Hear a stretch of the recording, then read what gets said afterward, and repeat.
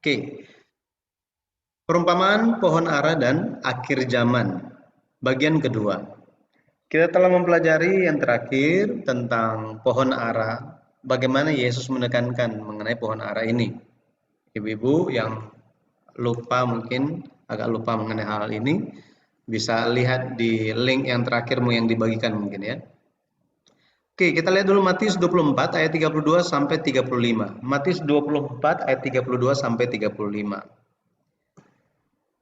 Firman Tuhan berkata, "Tariklah pelajaran dari perumpamaan tentang pohon ara.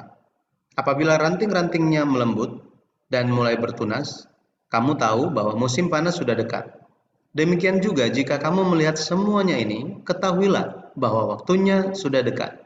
Sudah di ambang pintu. Aku berkata kepadamu, sesungguhnya angkatan ini tidak akan berlalu sebelum semuanya ini terjadi. Langit dan bumi akan berlalu, tetapi perkataanku tidak akan berlalu." Ini adalah firman Tuhan. Baik, pohon ara ini menggambarkan bangsa Israel. Jadi kalau misalnya Indonesia itu pohon beringin gitu ya. Kalau Korea itu ada mugunghwa namanya. Di mana? Di Jakarta ada restoran mugunghwa. Nah, ini apa? Bunga kenegaraan mereka. Jadi sama seperti itu tiap negara ada yang mewakili. Untuk Israel itu adalah pohon ara. Dan Alkitab mengatakan mengenai hal ini ketika Hosea berbicara di Hosea 9 ayat 10. Hosea menyatakan tentang bapak-bapak leluhur Israel. Ini bicara digambarkan sebagai pohon ara. Pohon ara itu menunjuk kepada bapak leluhur Israel. Kemudian ketika zaman pembuangan ke Babel di kitab Yeremia 24 ayat 2, Tuhan memperlihatkan kepada Nabi Yeremia tentang dua basket, dua keranjang berisi buah ara yang baik dan buah ara yang tidak baik, yang buruk, yang nggak bisa dimakan. Nah, ini berbicara tentang apa? Berbicara tentang Israel, bangsa Israel yang taat dan yang tidak taat. Ya, dari sini kita bisa lihat bahwa ketika Yesus berbicara tentang pohon ara, Yesus tidak bicara tentang yang kelihatan dengan mata itu. Pohon yang hijau-hijau itu bukan, tetapi tentang bangsa Israel. Nah, Markus, kalau kita baca Markus 11, Markus 11 13 sampai 20 ini berbicara tentang Yesus ya, Yesus masuk ke Yerusalem, kemudian yang Yesus lakukan adalah dia mengutuk pohon ara. Yesus masuk ke Yerusalem, kemudian Yesus mengutuk pohon ara. Pelajaran yang disampaikan lewat firman Tuhan ini adalah Israel di masa depan akan dihancurkan dan benar-benar terjadi. Di tahun 70 Masehi, bangsa Israel itu dihancurkan oleh Jenderal Titus dari Roma. Oke. Tetapi ketika berbicara mengenai pohon ara ini pun dikatakan bahwa pohon ara akan dipulihkan. Pohon ara yang dikutuk itu akan dipulihkan. Nah, kapan dia akan dipulihkan? Kapan dia dipulihkan? Ini akan dipulihkan di akhir zaman. Oke, akan dipulihkan di akhir zaman. Maka kalau kita lihat Matius 24, Matius 24 ini merupakan firman Yesus mengenai hal-hal yang akan terjadi di akhir zaman. Di Matius 24 ada perintah bagi pembaca firman Tuhan. Perintah untuk apa? Untuk mempelajari, untuk memperhatikan pohon ara. Kenapa? Karena pohon ara ini memiliki hubungan yang erat dengan akhir zaman atau tentang tentang kedatangan Yesus kembali. Jadi ada hubungannya tentang perumpamaan pohon ara dengan akhir zaman serta kedatangan Yesus kembali. Khususnya Matius 24 ayat 35, Matius 24 ayat 35, setelah Yesus menyatakan perumpamaan pohon ara, Yesus bilang apa? Langit bumi akan berlalu, tetapi firman Tuhan tidak akan berlalu. Artinya, perumpamaan pohon ara ini sangat-sangatlah penting. Sangat-sangatlah penting. Jadi kita telah berbicara tentang bagaimana pohon ara itu dikutuk dan dalam sejarah bagaimana penggenapannya dan proses pemulihannya sedikit demi sedikit seperti apa itu terjadi. Kita sudah belajar itu dalam pertemuan-pertemuan sebelumnya. Hari ini kita lebih fokus kepada bagaimana pohon ara yang dikutuk ini dipulihkan. Oke? Bagaimana dia dipulihkan? Dengan kata lain, Israel yang hancur akan dipulihkan. Ada tandanya katanya. Ya, ada tandanya. Tandanya apa? Kalau kita kembali ke Matius 24 ayat 32 sampai 35 dikatakan di situ ada tandanya. Oke, tandanya apa? Coba kita lihat sekali lagi ya ayatnya. Kita lihat di atas. Nah, di sini. Tariklah pelajaran dari perumpamaan tentang pohon ara. Dikatakan apa? Apabila ranting-rantingnya melembut dan mulai bertunas. Nah, di sini. Jadi ada tanda. Pemulihan itu ada tandanya. Tanda yang pertama ini dikatakan bahwa rantingnya akan menjadi lembut. Rantingnya akan menjadi lembut. Jika rantingnya sudah menjadi lembut, kalau bisa lihat ini, oh waktunya sudah dekat. Pohon, kita perlu bayangkan bahwa pohon ara itu kering. Betul ya? Udah kering, udah nggak menarik, udah jadi keras. Betul ya? Udah jadi keras. Untuk menjadi lembut, ya, untuk menjadi lembut itu harus terjadi sesuatu. Betul ya? Harus terjadi sesuatu. Pohon sudah kering, tetapi pada akhirnya rantingnya menjadi lembut, tunas mulai tumbuh katanya. Jika lihat itu, waktu kedatangan Tuhan sudah dekat. Jadi sekali lagi, akhir zaman dan kedatangan Tuhan ini merupakan hal yang berhubungan. Oke, hal yang berhubungan. Waktunya sudah dekat. Tadi, untuk ranting itu menjadi lembut, itu harus ada air di dalamnya. Betul kan? Harus ada air, harus ada kehidupan di dalam pohon itu. Kalau kita lihat tumbuh-tumbuhan, mereka menantikan apa sih? Hujan ya, hujan. Cuma kalau hujannya kebanyakan, akhirnya pohonnya tebang di mana-mana macet. Nah, kalau kita lihat tanaman, pohon itu membutuhkan air hujan sehingga dia bisa hidup kembali, gitu ya. Dia bisa melembut dalam hal ini. Nah, ajaibnya, ini ajaibnya, pohon ara yang sudah dikutuk, yang sudah kering, sudah tidak ada pengharapan sama sekali, tiba-tiba mulai melembut. Artinya sudah mulai kayak ada tanda-tanda kehidupan di dalamnya kan. Lebih lagi ketika mulai bertunas. Wah, ini luar biasa. Nah, sekarang kita lihat mulai melembut.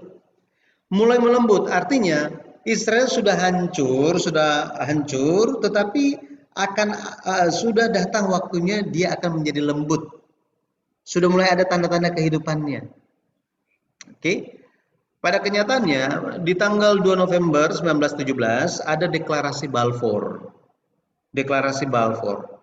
Sejak kalau kita lihat ini ya, telah berlalu sejak 70 Masehi. Ya, 70 Masehi. Ini apa? Yerusalem dihancurkan ya. Yerusalem dihancurkan. Jadi sekitar 1842 tahun sudah berlalu. Sangat mustahil untuk bisa dipulihkan. Sangat-sangat mustahil. Akan tetapi Allah itu dia mengubahkan hal yang mustahil menjadi terjadi, menjadi nyata. Itu Allah kita. Allah kita itu dia menciptakan dengan firman-Nya. Dia berbicara dari tidak ada menjadi ada. Dari mati menjadi hidup. Dari sakit menjadi sembuh. Inilah Allah kita. Sangat-sangat ajaib dia. Makanya di mata manusia untuk sebuah bangsa udah hampir 2000 tahun hancur, itu sudah nggak ada harapan deh gitu ya. Tetapi Allah menggerakkan sejarah itu melalui istri dari Balfour ini. Jenderal Balfour dia adalah pemimpin yang berkuasa, yang ditugaskan oleh Inggris yang berkuasa di wilayah Palestina waktu itu. Ketika Inggris menang Perang Dunia, ya Perang Dunia Pertama, pada akhirnya yang terjadi dia mengusulkan untuk apa? Untuk Israel itu dipulihkan. Lewat pengaruh siapa? Istrinya. Jadi pemulihan Israel mulai tampak di sini, ya, mulai tampak. Jadi ini yang pertama gitu ya, kita lihat tandanya mulai melembut, kemudian mulai bertunas, daunnya mulai muncul. Artinya apa? Kehidupannya tampak, bisa dilihat dengan mata. Kalau mulai melembut, ya mesti di ini kan, mesti dibengkokin terus lihat, oh ya mulai lembut. Tetapi ini tunasnya sudah mulai muncul, langsung lihat, oh ini pasti hidup nih. Kadang-kadang ibu-ibu yang suka bercocok tanam gitu ya, suka tanam bunga, ya. Belanda ada tamannya ya, ada kebun. Ya, bisa lihat-lihat gitu kan. Aduh, ini kok udah begini ya. Tiba-tiba udah mulai muncul tunas. Ada harapan. Aduh, siram lagi. Ya, kita mulai memperhatikan yang tunas-tunas itu. Nah, jadi eh, tampak kehidupan. Nah, seperti ini Israel akan hidup lagi. Mereka akan merdeka dan semuanya terjadi sesuai dengan yang dinubuatkan. Pada tanggal 29 November 1947 dalam sidang PBB United Nation ini dibicarakan bagaimana kalau bangsa Israel itu kita berikan mereka hak gitu ya, hak untuk merdeka. Kita untuk sementara kita kasih dulu wilayah lah. Wilayah kita akui wilayahnya. Tetapi kan di sana bukannya kosong, tercampur di sana. Ada bangsa Arab juga di sana. Maka ya udah kita bagi dua aja, sebelah barat dan sebelah timur. Orang Yahudi di sebelah barat aja. Ini yang kita kenal sebagai West Bank, gitu ya. Nah, ini hal yang luar biasa. Kenapa? Karena sejak 1917 itu dalam 30 tahun Israel dinyatakan kamu berhak ya atas wilayah tempat kamu tinggal, gitu ya, wilayah tempat kamu tinggal. Meskipun belum sepenuhnya, karena baru setengah kan wilayah barat. Nah, pada tanggal 14 Mei, kalau kita lihat, 14 Mei 1948, Perdana Menteri Israel waktu itu Ben Gurion mendeklarasikan kemerdekaan Israel. Dan sehari setelahnya, pada tanggal 15 Mei, Israel diakui oleh dunia sebagai negara yang merdeka. Oke, sebagai negara yang merdeka. Lebih lagi, pada bulan Juni 1967, Bait Suci Yerusalem itu ada di wilayah timur sebenarnya. Ada di wilayah timur. Dan ini nggak masuk ke dalam apa ya, keputusan dari PBB waktu itu. Karena ya itu kan dibagi dua, wilayah timur dan wilayah barat. Israel atau Yahudi di wilayah barat. Tetapi Yerusalem, Bait Suci ada di wilayah timur. Tetapi di bulan Juni 1967, bangsa Israel ya mereka mengambil alih Bait Suci. Oke, ini istilahnya dipulihkan, ya dipulihkan. Memang belum sepenuhnya. Betul ya? Belum sepenuhnya. Karena kalau sepenuhnya langsung perang dunia. Langsung perang dunia. Betul ya? Kalau misalnya itu direbut, apakah di Indonesia akan ya biarin aja lah urusan mereka? Apakah seperti itu? Oh, langsung bisa gempar di mana-mana, betul kan? Akan terefek. Itu siapa tuh yang fanatik itu, yang mendukung Israel? Oh, itu yang gereja-gereja, langsung diserang semuanya. Oke? Jadi em, tetapi Bait Suci Yerusalem ini itu bisa dikatakan dipulihkan. Ya, karena wilayah Israel orang Yahudi sekarang ini menguasai wilayah itu. Nah, ini sangat menarik. Kenapa? Kalau kita hitung dari tahun 1917 ya, deklarasi Balfour itu, ketika mulai melembut, ini mulai melembut, sampai bait suci itu ya dipulihkan oleh bangsa Israel. Ini yang terjadi dalam sejarah. Itu sudah berlalu 50 tahun. Di dalam Alkitab, tahun Yobel itu adalah tahun yang ke 50. Tahun pembebasan. Jadi ada 7 tahun Sabat 7 kali ya. 7 tahun Sabat artinya apa? Ini tahun pertama, tahun ke-7. Ada 7 kali artinya 49. 7 tahun Sabat. Di tahun berikutnya setelah tahun 7 tahun Sabat itu tahun ke-50 dikenal sebagai tahun Yobel atau tahun pembebasan. Jadi semua terjadi di dalam pemeliharaan Tuhan, di dalam kedaulatan Tuhan. Ketika semuanya terjadi, kita perlu perhatikan bahwa apa? Kedatangan Tuhan kembali sudah dekat. Oke, sudah dekat. Nah, ini tentang pemulihan pohon ara yang dikutuk. Tetapi kita tiba di poin yang kedua, ada hal yang perlu diketahui lewat pemulihan ini. Pemulihan pohon ara. Ada hal yang perlu diketahui. Di Matius 24, Lukas 21, ini sama-sama berbicara tentang akhir zaman. Yesus berbicara tentang akhir zaman. Ada hal yang perlu diketahui, gitu ya. Kita akan lihat tiga hal. Yang pertama, ketika pohon ara ini mulai melembut, mulai bertunas, perhatikanlah. Apa yang harus diperhatikan? Musim panas sudah dekat katanya. Musim panas sudah dekat. Coba kita lihat ya. Kita lihat di atas di sini ayat 32 dikatakan begini. Tariklah pelajaran dari perumpamaan tentang pohon ara. Oke. Apabila ranting-rantingnya melembut dan mulai bertunas, kamu tahu ya. Harus tahu apa? Tahu bahwa musim panas sudah dekat. Ini, musim panas sudah dekat. Kita perlu menyadari hal ini. Jadi hanya mengetahui oh ya ada pohon ara. Oh ya sejarahnya seperti itu. Hanya tahu seperti ini buat apa? Tetapi ada hal yang harus kita perhatikan. Lebih lagi kita harus perhatikan. Apa? Bahwa musim panas itu sudah dekat. Apa yang dimaksudkan dengan musim panas sudah dekat? Mari kita lihat akar katanya dulu. Akar kata. Jadi di sini Tuhan Yesus tidak berbicara tentang cuaca. Oke, tentang iklim, enggak seperti itu. Tetapi kalau kita perhatikan akar katanya, musim panas ini di dalam bahasa Yunani adalah teros. Ya, teros ini akar katanya itu adalah teraso, teraso. Kata teraso ini memiliki arti menuai. Menuai. Nah, kalau saya di kampung itu ada musim panen, ya musim panen cengkeh, panen kelapa, ya, terus ada juga sawah dan lain-lain. Jadi ketika menanam akan ada waktu menuai. Dalam hal ini dikatakan bahwa jika rantingnya mulai melembut, mulai keluar tunas, waktu menuai telah tiba.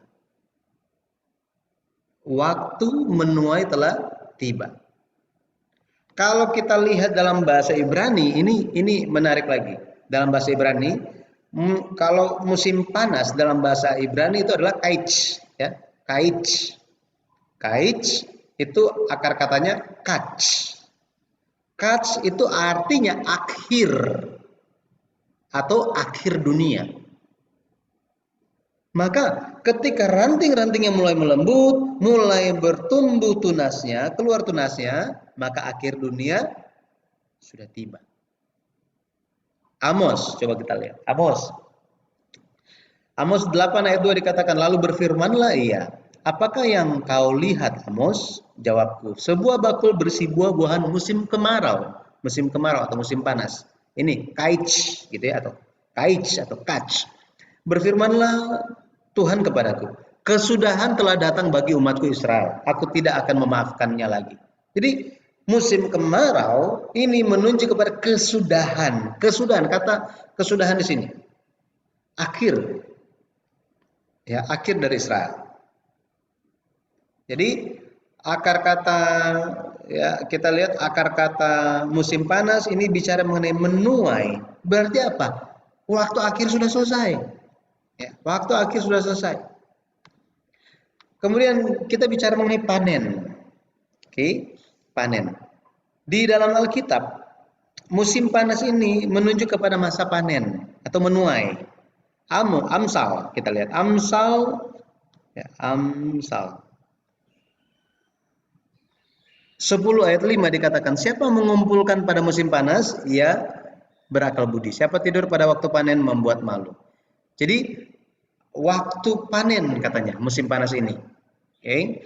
Yeremia 8 ayat 20. Yeremia 8 ayat 20 juga bicara sudah lewat musim menuai. Sudah berakhir musim kemarau, tetapi kita belum diselamatkan juga. Nah, ini digambarkan mengenai musim menuai atau musim panas atau musim kemarau. Musim panas bukan hanya bicara mengenai masa panen, tetapi juga bicara tentang akhir dunia. Akhir dunia. Coba kita lihat. Matius 13 ayat 39. Matius 13 ayat 39. Dikatakan, musuh yang menaburkan benih lalang ialah iblis. Waktu menuai ialah akhir zaman dan para penuai itu malaikat. Waktu menuai di sini bicara tentang teraso. Ini kata yang sama dengan yang kata yang Yesus sampaikan. Jadi ketika ranting melembut, mulai keluar tunasnya, waktu panen telah tiba, akhir zaman telah tiba. Telah tiba. Makanya ketika Yesus berbicara, setelah Yesus berbicara tentang perumpamaan pohon anggur, pohon ara, ketika Yesus bicara mengenai pohon ara, setelah dia bicara perumpamaan pohon ara itu, ayat 35 di Matius 24 ayat 35, Yesus bilang apa?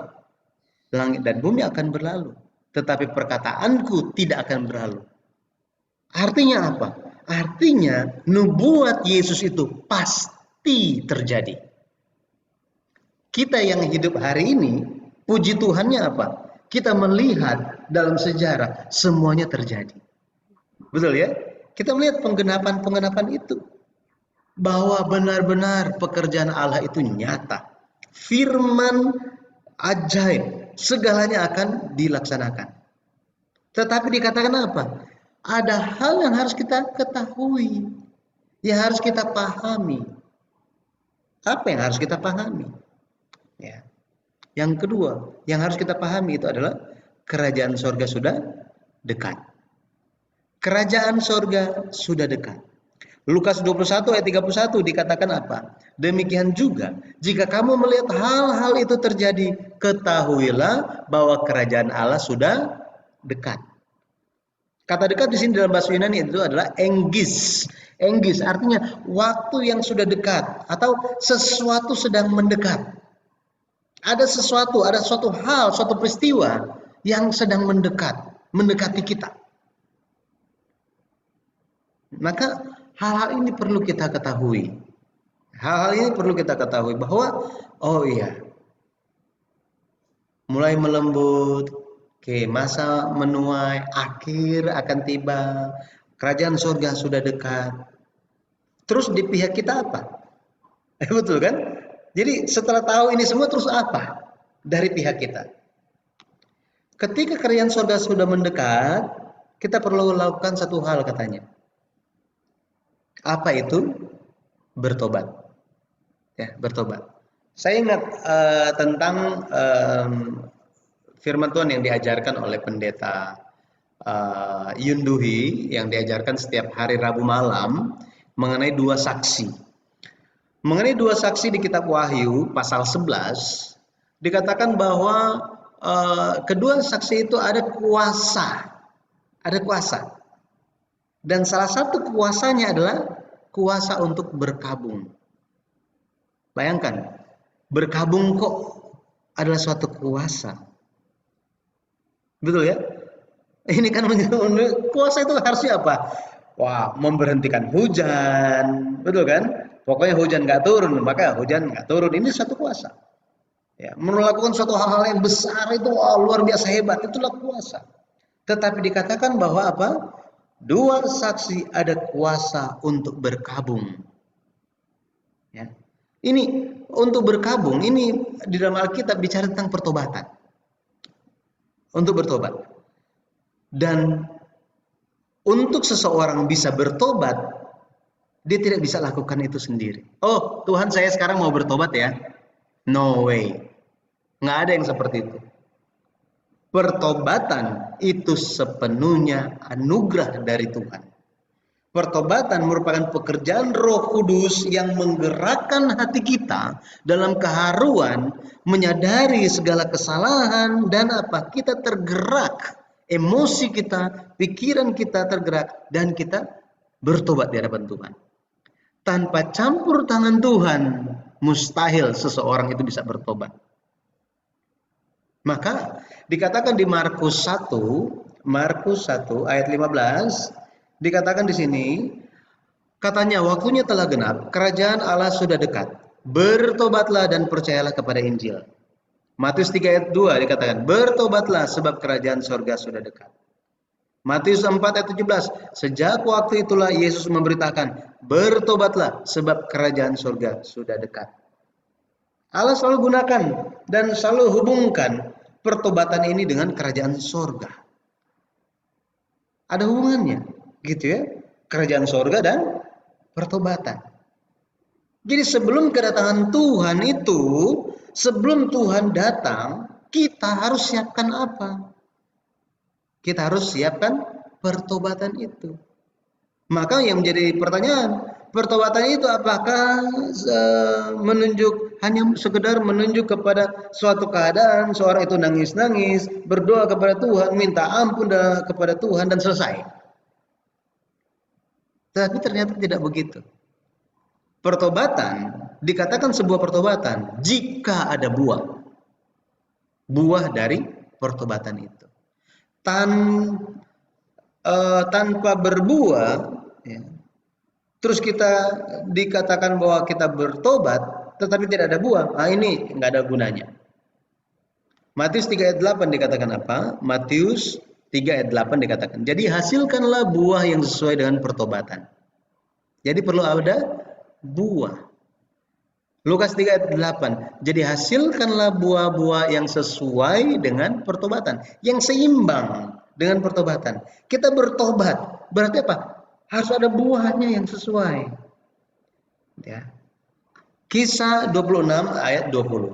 Kisah para Rasul 26 ayat 20 dikatakan, ya. Tetapi mula-mula aku memberitakan kepada orang-orang Yahudi di Damsyik, di Yerusalem dan di seluruh tanah Yudea, dan juga kepada bangsa-bangsa lain, bahwa mereka harus bertobat dan berbalik kepada Allah serta, nah di sini, serta apa? Melakukan pekerjaan-pekerjaan yang sesuai dengan pertobatan itu. Artinya, ketika ada pertobatan, haruslah disertai, haruslah tampak buahnya, yaitu perbuatan. Ya, perbuatan. Itu harus tampak. Kata pertobatan di dalam bahasa Kanji itu berarti, itu memiliki arti memperbaiki. Nih, memperbaiki. Jika tidak memperbaiki, maka apa yang dipertobatkan? Betul ya? Jika tidak memperbaiki, mau tobat mengenai hal apa? Apa yang mau diperbaiki? Jadi kita perlu berdoa, Bapak, biarlah saya bisa menghasilkan buah. Saya sudah bertobat tentang hal-hal ini. Ada hal yang saya pertobatkan. Saya menyadari bahwa apa? Saya melakukan hal-hal seperti ini. Kalau pertobatan kita ingat Daud ya. Daud. Dia bertobat dengan luar biasa. Allah mengingat pertobatan Daud. Mengingat pertobatan Daud. Yang pertama itu bagaimana Daud bertobat setelah dia ditegur oleh Nabi Nathan dalam hal istri Uria. Waktu itu Daud, dia bayangkan seorang yang luar biasa dekat dengan Tuhan, tetapi karena dia lengah, ini ya, dia lengah, dia ada celah untuk pikiran dosa itu masuk ke dalam dia. Akhirnya apa? Dia terpancing dan dia jatuh ke dalam dosa. Setelah dia lakukan itu, kira-kira dia sadar nggak? Dia tahu nggak dia berdosa? Tahu ya? Tahu. Tetapi ya, ya Tuhan, ya Saya lakukan itu. Tetapi dia tidak berhenti di sini, dia justru apa? Berusaha untuk, karena dosa itu ada, dia membuka celah, dia bertobat itu tidak disertai dengan perbuatan dia, tidak disertai dengan buah-buah itu. Pada akhirnya dosa itu makin bertumbuh di dalam dia, pertobatannya itu cuma sampai di mulut saja. Apa yang dia lakukan? Dia berusaha untuk menutupi dosa dia dengan cara menyuruh suami dari Batseba itu pulang. Tetapi karena tidak berhasil juga, akhirnya disuruh atur strategi supaya mati di medan perang. Setelah itu pun dia mengambil istri Uria ini menjadi istrinya, dan apa? Ya dia anggap normal aja semuanya. Betul ya? Conscience dia masih ada kan? Hati nurani dia masih ada. Tetapi dia, ya saya kan sudah bertobat. Tetapi pertobatan yang sesungguhnya itu terjadi kapan? Ketika firman Tuhan datang kepada dia dan menusuk hati dia. Jadi dia masa tertusuk, langsung tertusuk. Akhirnya dia menjadi apa? Terbuka. Dia bisa melihat, wow, memang saya ini originalnya orang berdosa. Gitu ya. Makanya dia katakan di dalam kitab Mazmur, sejak dalam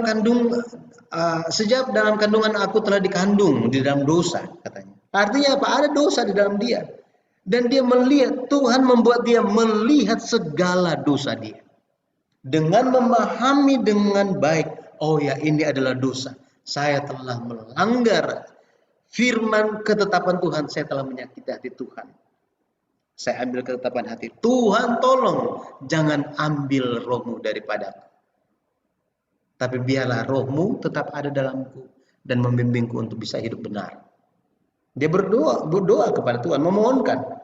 Dan Tuhan mengampuninya. Hal yang berikutnya terjadi ketika di usia tuanya. Ya, karena dia itu dipancing untuk menjadi sombong oleh iblis, akhirnya apa? Dia menghitung jumlah pasukannya, jumlah kekuatan yang dia miliki, dan itu menjadi sebuah dosa di hadapan Tuhan. Tuhan kasih dia pilihan, dan dia pilih apa? 3 hari malapetaka, wabah itu terjadi atas Israel. Dan dalam 3 hari puluhan ribu orang mati. Saat itu dia bertobat di hadapan Tuhan. Seharusnya aku yang tanggung Tuhan.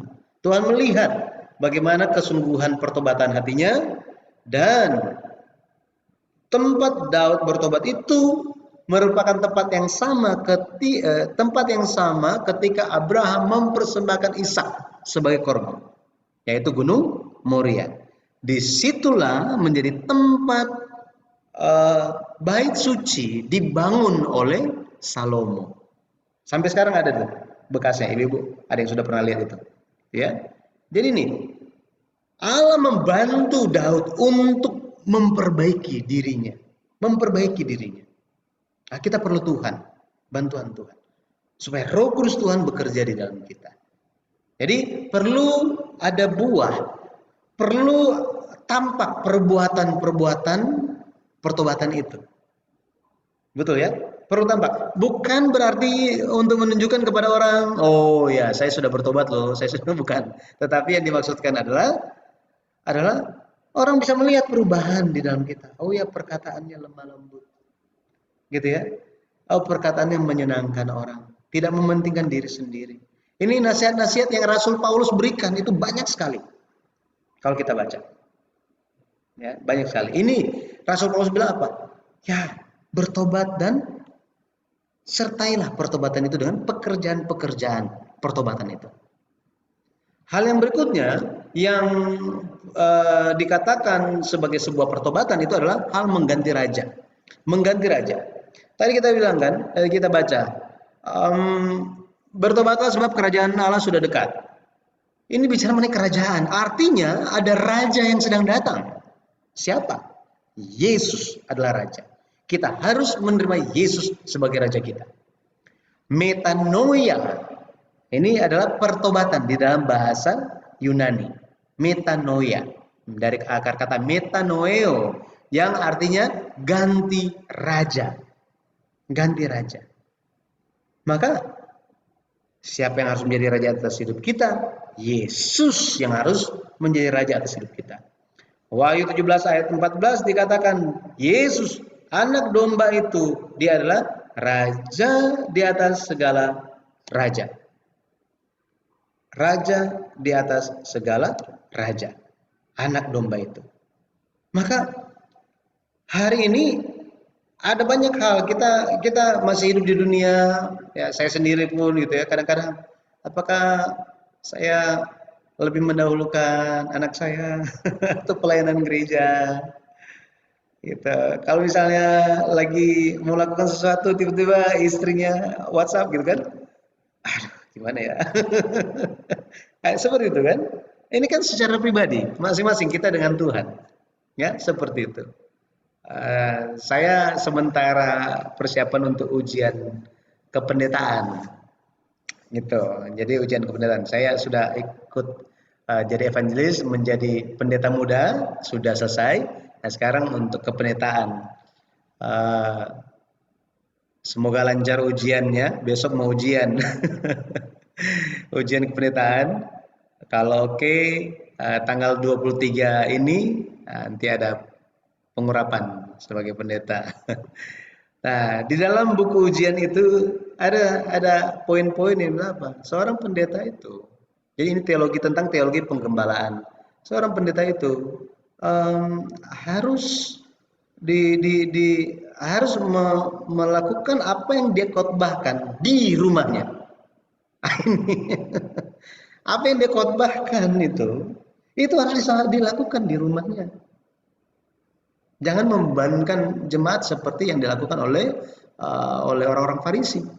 Mereka memberikan beban hukum Taurat yang luar biasa hebat kepada orang-orang umat Tuhan.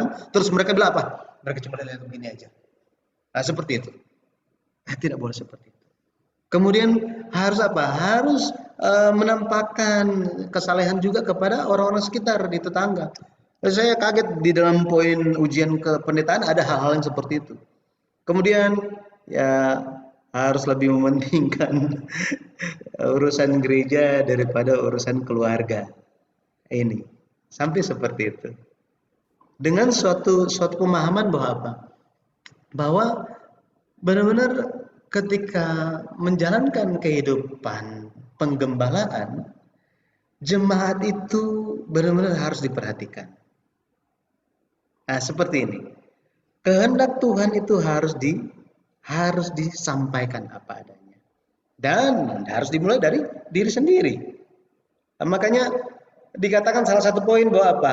Hal-hal yang perlu dipersiapkan oleh seorang pendeta. Jadi, yang pertama itu harus banyak belajar katanya. Jadi bukan mengajar, bukan berkhotbah yang menjadi poin pertama. Poin pertama apa? Harus belajar. Harus banyak membaca firman Tuhan. Harus mengatur waktu dengan baik. Terus bagian akhirnya ini ada satu hal. Harus menginjili diri sendiri. Wah, satu hal yang apa? Mengingatkan dengan kuat gitu ya. Saya sangat diingatkan mengenai hal ini. Jadi lagi baca-baca, lagi siapin, ada ini ternyata apa? Personal. Ini suatu hal yang personal, gitu ya. Saya ingat lagi waktu ujian pendeta muda, sepertinya tidak menyinggung hal-hal yang seperti itu, gitu ya. Jadi Yesus harus menjadi raja kita, raja atas kehidupan kita, dan kita perlu untuk taat kepada Allah Bapa kita. Barulah berkatnya bisa tercurah kepada kita. Karena apa? Karena ketika Allah membantu kita, apa yang tidak bisa terjadi? Betul ya? Segala hal bisa terjadi. Kemudian pertobatan, ya lewat pertobatan ini kita harus pahami bahwa dia sudah dekat. Siapa yang sudah dekat? Anak manusia itu, Yesus itu, kedatangan kedua sudah dekat. Matius 24 ayat 33. Dikatakan bahwa demikian juga jika kamu melihat semuanya ini, ketahuilah bahwa waktunya, di sini diterjemahkan, Indonesia diterjemahkan waktunya sudah dekat, sudah di ambang pintu. Tetapi dalam terjemahan lain dikatakan He is near. Dia menunjuk kepada ya, dia. anak manusia, ya Yesus. Lukas 21 ayat 32, aku berkata kepadamu sesungguhnya angkatan ini tidak akan berlalu sebelum semuanya ini terjadi. Matius 24 ayat 34, aku berkata kepadamu sesungguhnya angkatan ini tidak akan berlalu sebelum semuanya ini terjadi. Nah, angkatan di sini bukan bicara tentang angkatan di zaman Yesus dulu, bukan. Tetapi Yesus lagi bicara tentang generasi di masa depan. Ya, generasi di masa depan. Ahli teologia ini menyatakan generasi ini sebagai suatu masa 40 tahun. Ada juga yang bilang 100 tahun, ada yang bilang 1000 tahun. Artinya apa? Mereka memikirkan, 1000 tahun lagi, sekian tahun lagi, tahun sekian Tuhan akan datang, tahun sekian Tuhan akan datang, tahun sekian Tuhan akan datang. Makanya banyak yang kita sudah dengar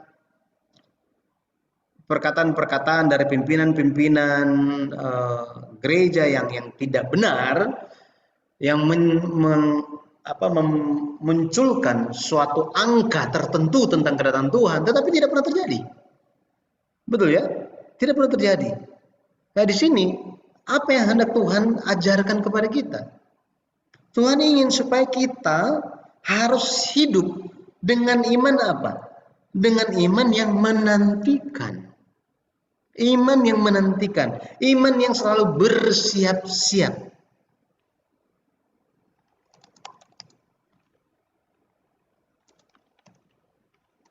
Bersiap-siap. Wahyu 22 ayat 7 dikatakan, sesungguhnya aku datang segera.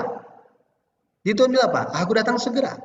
Wahyu 22 ayat 12 dikatakan, sesungguhnya aku datang segera.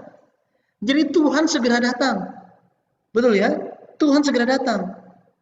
Di satu sisi kita tidak boleh menjadi orang yang Tuhan datang tahun sekian, tahun sekian, tahun sekian. Tidak boleh. Ya. Tapi kita pun tidak bisa menjadi orang yang mengatakan, Tuhan mau datang masih lama. Nah ini. Kalau kita ajak orang gitu ya, terus orangnya, ngapain sih terlalu aktif belajar Alkitab? Tuhan masih lama gitu ya, masih lama datangnya. Belum. Tetapi kita tidak boleh memiliki iman yang seperti itu. Betul ya? Tidak boleh. Banyak yang telah melakukan hal itu, tetapi kita harus memiliki iman bahwa apa? Tuhan segera datang. Tuhan datang segera. Dia bisa datang in any time. We never know. Tetapi kita harus, yang dipentingkan untuk kita apa? Memiliki iman yang siap sedia. Siap sedia, harus seperti itu. Ya, di pada akhirnya kalau kita lihat Lukas 21 ayat 29 sampai 31 dikatakan begini. Lukas 29 ayat 29 sampai 31. Lalu Yesus mengatakan perumpamaan ini kepada mereka. Perhatikanlah pohon ara atau pohon apa saja. Apabila kamu melihat pohon-pohon itu sudah bertunas, kamu tahu dengan sendirinya bahwa musim panas sudah dekat. Demikian juga jika kamu melihat hal-hal itu terjadi, ketahuilah bahwa kerajaan Allah sudah dekat. Di dalam Lukas 21 ayat 29 sampai 31 muncul kata perhatikan, kata melihat, ya, kata melihat, harus melihat. Kalau di ayat 29 dikatakan perhatikanlah, artinya apa? Harus melihat kan? Harus melihat. Secara mata jasmani harus melihat pohonnya. Ayat yang ke-32, ayat yang ke-30 dikatakan harus melihat ketika itu bertunas, melihat prosesnya, harus melihat dan memahami sejarahnya. Betul ya? Tetapi ada hal yang berikutnya. Ayat 31 dikatakan apa? Jika kamu melihat hal-hal itu terjadi, nah ini. Melihat semuanya terjadi, katakanlah kerajaan Allah sudah dekat. Di sini bicara tentang apa? Kita harus memiliki mata rohani yang melihat kehendak Tuhan. Udah bisa lihat pohonnya, udah bisa lihat sejarahnya, tetapi tidak memiliki iman yang berjaga-jaga, yang melihat Tuhan dengan iman bahwa Tuhan sedang datang. Buat apa sejarah itu? Betul ya? Buat apa itu semua? Maka kita perlu memiliki suatu kerinduan yang dimiliki oleh pemazmur. Mazmur 119 ayat 18 dikatakan apa? Singkapkanlah mataku, supaya aku memandang keajaiban-keajaiban dari Tauratmu. Wow, ini suatu kerinduan yang luar biasa. Betul ya? Pagi-pagi kita berdoa, membaca firman Tuhan. Sungguh indah. kita bisa melihat, oh kehendak Tuhan itu apa. Kita membuka mata, tetapi yang kita lihat apa? Yang kita lihat hal-hal yang di ruangan kita, di kamar kita, lihat pasangan kita, anak-anak, lihat Alkitab. Tetapi secara rohani kita sementara melihat apa? Melihat keajaiban dari firman Tuhan. Itulah berkat ketika mata rohani kita disingkapkan oleh Tuhan. Banyak orang ingin melihat, tetapi tidak bisa melihat. Betul ya? Tetapi kita perlu bersyukur bahwa Tuhan Yesus menyertai kita dan membuat mata kita terbuka mengenai hal-hal yang akan datang. Mengenai hal-hal yang perlu kita perbaiki di dalam diri kita. Katanya apa? Ya, kita bisa melihat hal-hal yang jauh, tetapi hal yang paling dekat kita tidak bisa lihat. Betul ya? Jadi hati orang, ya situasi seperti apa tentang dunia ini kita bisa tahu, tetapi hati kita tidak bisa tahu. Maka kita perlu memperhatikan hati kita lagi. Ya, jadi saya berdoa dalam nama Tuhan Yesus Kristus, ketika kita memahami segala hal, lebih lagi memahami firman Tuhan dari kacamata sejarah penebusan Tuhan, semoga kita bisa berjaga-jaga dan terus disemangati untuk memiliki iman yang senantiasa menantikan kedatangan Tuhan. Tuhan datang segera. Mari kita tetap memiliki antusias ini untuk tahun 2022 ini. Saya berdoa dalam nama Tuhan Yesus Kristus. Amin. Sampai di sini ada yang mau bertanya atau sampaikan sesuatu? Silakan. Semoga sukses Pak Yudi ujiannya. Amin. Nanti tanggal 23.